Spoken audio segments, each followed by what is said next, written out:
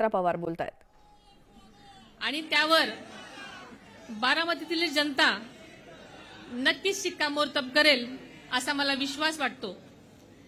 गेल्या 10 वर्षांमध्ये बारामती मतदारसंघामध्ये झालेली कामं हे आदरणीय दादा आणि राज्य व केंद्र सरकारच्या जनकल्याणकारी योजनांमुळे झालेली आहेत आणि पुढच्या काळामध्ये बारामती मतदारसंघामध्ये नक्कीच विकासाची झेप घेईल असा मला विश्वास वाटतो।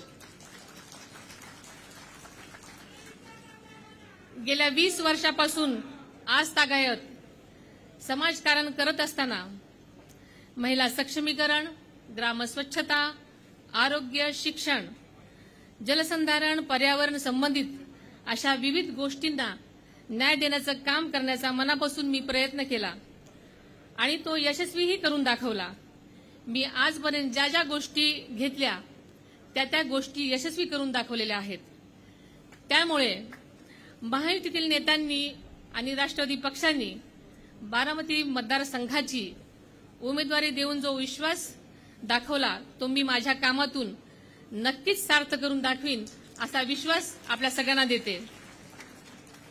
बारामती मतदारसंघाला देशाच्या मुख्य प्रवाहात नेण्यासाठी मी माझी ताकद पणाला लावीन असाही विश्वास आपल्याला देते।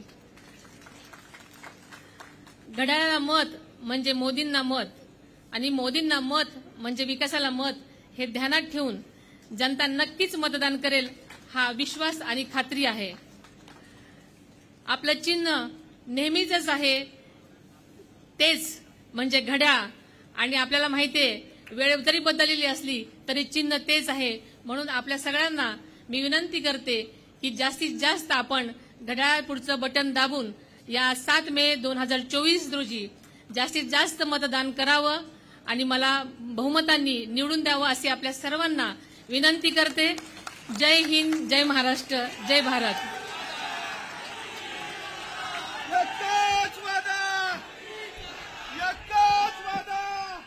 महायुतीच्या सभेमध्ये पुण्यामध्ये सुनेत्रा पवार बोलत होत्या। त्या आपला उमेदवारी अर्ज दाखल करतायत आणि त्याआधी पुण्यामध्ये महायुतीची ही सभा, महायुतीचे सर्व नेते या सभेसाठी उपस्थित आहेत। मुख्यमंत्री एकनाथ शिंदे सुद्धा येणार असल्याचं कळतंय। तर दुसरीकडे सुप्रिया सुळे यांनी बारामती लोकसभा मतदारसंघातून महाविकास आघाडीकडून आपला उमेदवारी अर्ज दाखल केला।